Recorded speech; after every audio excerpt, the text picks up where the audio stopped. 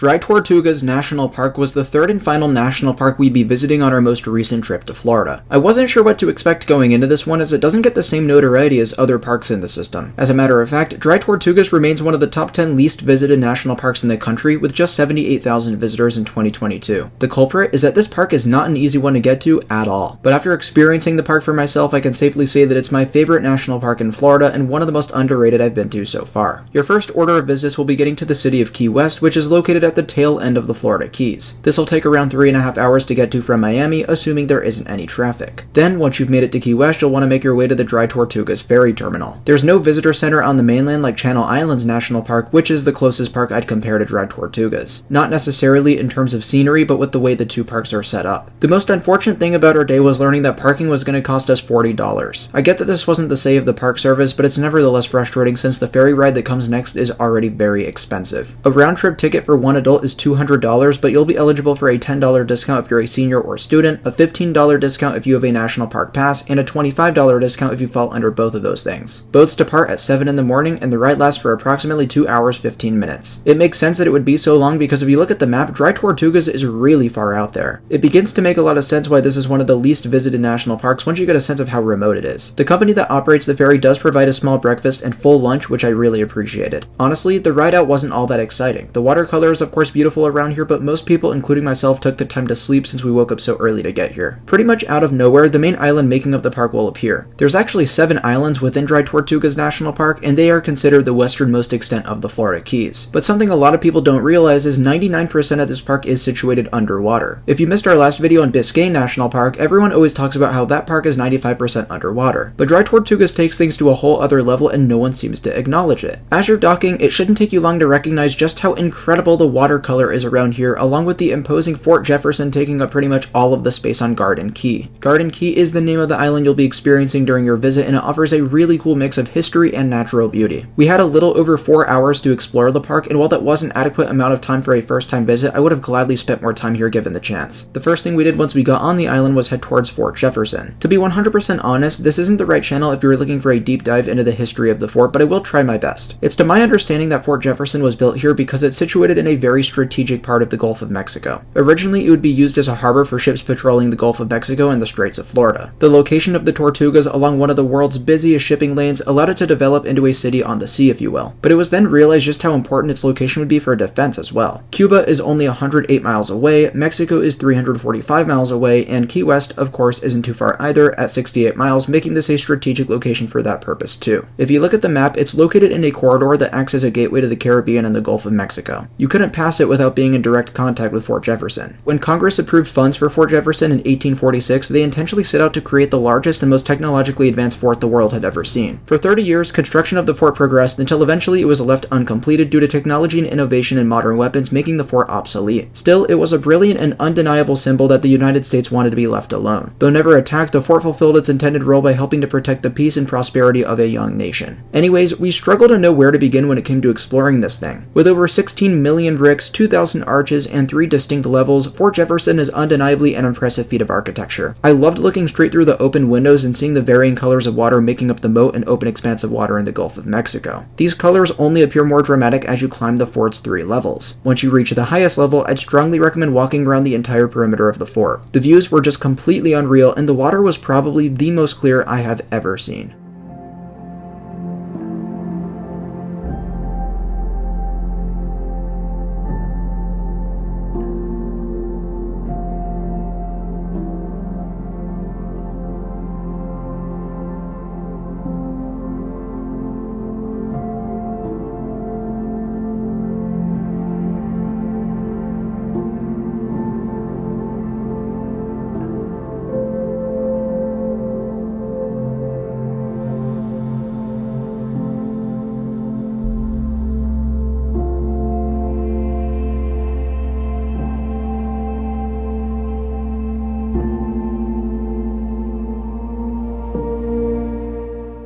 While you're at the top of Fort Jefferson, keep your eyes peeled for some of the remaining cannons. It was really amazing to see these because they are just so huge when you're standing next to them. There's also a super cool lighthouse that had been rebuilt with stronger material to withstand the harsh weather conditions in the region. If the intriguing history of Fort Jefferson and the breathtaking views of the water didn't quite do it for you, getting underneath the water sure will. I'm just gonna come out and say that this was the best snorkeling I have ever done in my life. We probably saw upwards of 1 million fish if you were to count them all, along with some of the most pristine and colorful coral I've ever seen. There's no words to truly describe the beauty of this place under the water, so I'm gonna refrain from talking and let the footage speak for itself.